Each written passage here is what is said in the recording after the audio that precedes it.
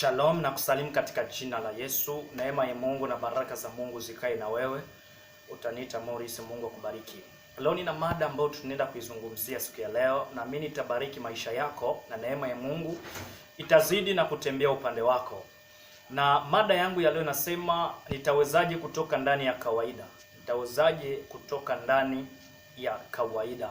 Nasimamia ndani ya kitabu cha barua ya kwanza ya Samuel, sura yake ya kwanza mstari wake wa 12 hadi 14. Nayo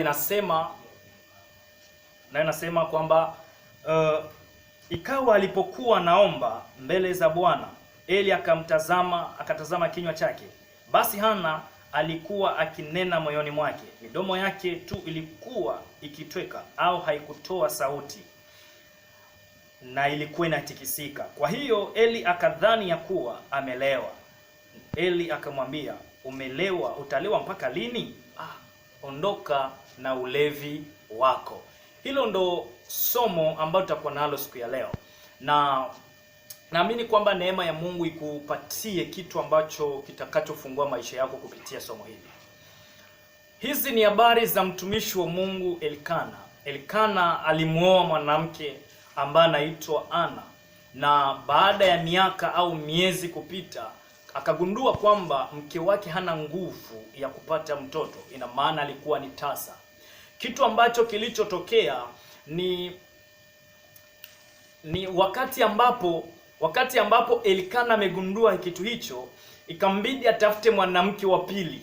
Na Elikana alipata ufunuo fulani. Sijasema kwamba ni Mungu kamruhusu Elikana aende akamwoe mwanamke wa pili, lakini ni kitu ambacho kilitokea na ikatupa funzo ya kwamba unaweza kuwa katika nchi Ana, unaweza kuwa katika kazi Ana, unaweza kuwa katika uchumba Ana, haizai au haileti matunda yoyote, lakini ukijaribu kwa Penina utagundua kwamba wewe si gumba. Maana wakati ambapo Ana alikuwa na Elikana, wangebaki hivyo, Elikana angefikiria pia ana matatizo. Kumbe sehemu alikuwa ndipo pana tatizo. Lakini alipoenda kwa mtu mwingine, alipojaribu kwa mwanamke mwingine ambaye ni Penina, akagundua ya kwamba kumbe mwenye tatizo sio Elikana. Akagundua kwamba sio mwenye tatizo ni mimi, lakini mwenye tatizo ni Ana ambaye hana uzazi, hazai. My God.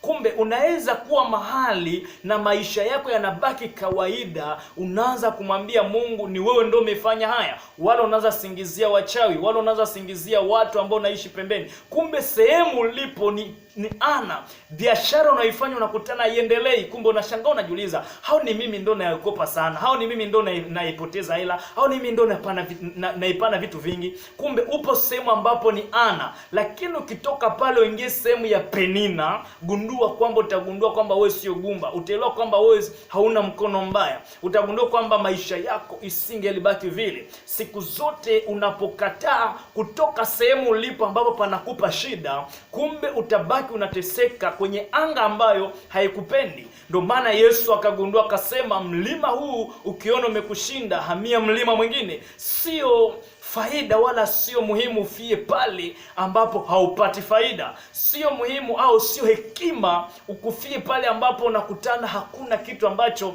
kinaweza kikachange au kubadilisha maisha yako. Na Biblia inatuambia kwamba kwa sababu huyu Penina alipata watoto, akaanza kumnyanyasa na kumtesa Ana kwa kiasi kubwa sana.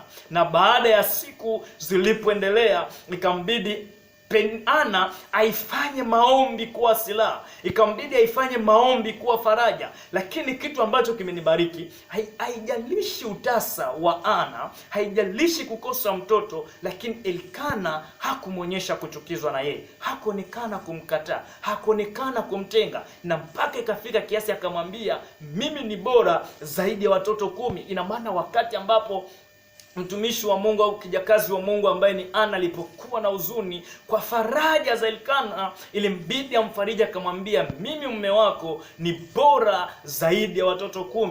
Na ile kitu kikaingia ndani ya masikio ya Ana, akamwambia kwamba hata kama umesema hivyo, lakini lile ambalo Bwana amelifanya kwangu halijanipa bado ile imani ya kusema kwamba Mungu ananipenda. Sikiliza ndugu mpendwa, Kabla hujapata jibu ya lile ambalo unaloliomba, usirudi nyuma, kwa sababu binadamu wameonyesha fadhila upande wako. Siku zote binadamu wengi wanasimama kwa ajili ya kuzuia vision, mawazo ambayo ulionayo ili isifikie utimilifu. Wewe unafikiria kwa sababu upendo wa mtu fulani inatimiza kila haja moyo wako, lakini sikiliza nikwambia kwamba siku zote unaposikiliza binadamu aliyekushauriwa uachinje, yani ni yule binadamu ambaye atasimama na kukucheka na kusema kwamba mbona ulijifanya mpambanaji, mbona ulijifanya mwombaji, mbona ulijifanya mtu ambaye haezi akashindwa. Lakini ni wapi umefikia? Na Biblia inatuambia kwamba Ana akafanya zoezi kila siku la kwenda Shilo,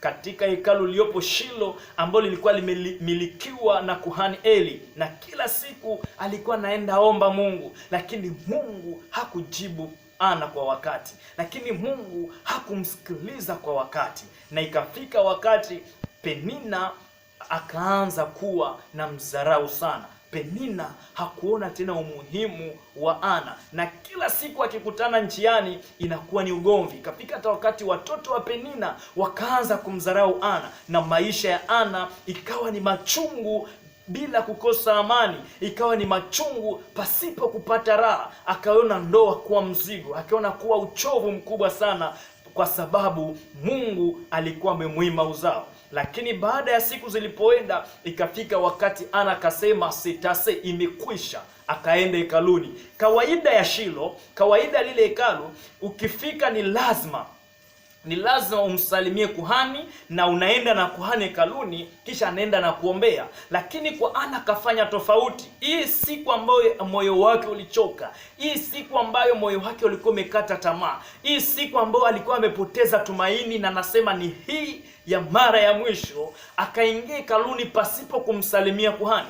Na kitu ambacho kilikuwa ni sheria ya Shilo, haustahili kupanda madhabahuni kama wewe sio kuhani. Hilo ni jambo la kwanza. La pili, ilikuwa ni katazo katika Israeli mtu kuingia hekaluni kama vile mwanamke mpaka ingie madhabahuni. Lakini Ana ile siku akasema, kama nimezoea kuombewa na kama nimezoea kukaa hapa chini ya madhabahu, leo nitapanda madhabahuni, kwa sababu nitakapoingia madhabahuni penginepo Mungu atanisikia. My God, kitu ambacho Ana alikuwa ameelewa, siku zote nilikuwa naingia hapa Shilo kikawaida, siku zote nilikuwa nazogea madhabahuni kikawaida, nilikuwa naenda na mawazo yangu, nilikuwa naenda na tegemeo ya kumtegemea Eli, nilikuwa naenda na ile nia ya kujua ni angu atanisaidia, nilikuwa na ile nia ya kusema ni mitishamba itanisaidia, nilikuwa na ile nia ya kusema kwamba ni dawa za pharmacy zitanisaidia. Lakini leo nitavunja kawaida. Akavunja kawaida na akaenda hekaluni akaomba mwenyewe, na akamwambia Mungu, isikilize machozi ya kijakazi wako, leo nimesogea kwako. Ndipo Mungu akaangalia, Ana leo amevunja kawaida. Hata Eli hakuelewa, ndio maana Eli akamwambia Ana, utalewa mpaka lini? Kwa sababu alikuwa anajua sio kawaida ya mwanamke kupanda hapa, sio kawaida mwanamke kufika ili eneo, sio kawaida mwanamke kujombea mwenyewe ndani ya ile hekalu. Lakini kwa sababu alihitaji vitu visivyokuwa vya kawaida, ilibidi naye atoke ndani ya kawaida. Kitu ambacho kitakusaidia utoke ndani ya kawaida ni pale ambapo wewe mwenyewe utakubali kutoka ndani ya kawaida. Umezoea viwango vile vile, umezoea unabii ule ule, umezoea mahubiri ile ile, umezoea vitu vya kawaida. Kama unataka Mungu akubariki zaidi ya hapo, jifunze kwanza namna gani wewe utashitua kwanza ndani ya kawaida, kwa sababu wengi waliumia na kupoteza vitu na wanasema kwamba Mungu hajatukumbuka. Kumbe shida sio Mungu, shida ni yeye hajatoka bado ndani ya kawaida. Unapokubali kutoka ndani ya kawaida, Mungu naye atakutoa ndani ya kawaida. Unapohitaji mume wa juu, jitahidi kwanza utoke mkawaida. We mtu ambaye hauna hata baskeli, unatamani Mungu akuletee mume wa gari, unafikiri utamtoa wapi?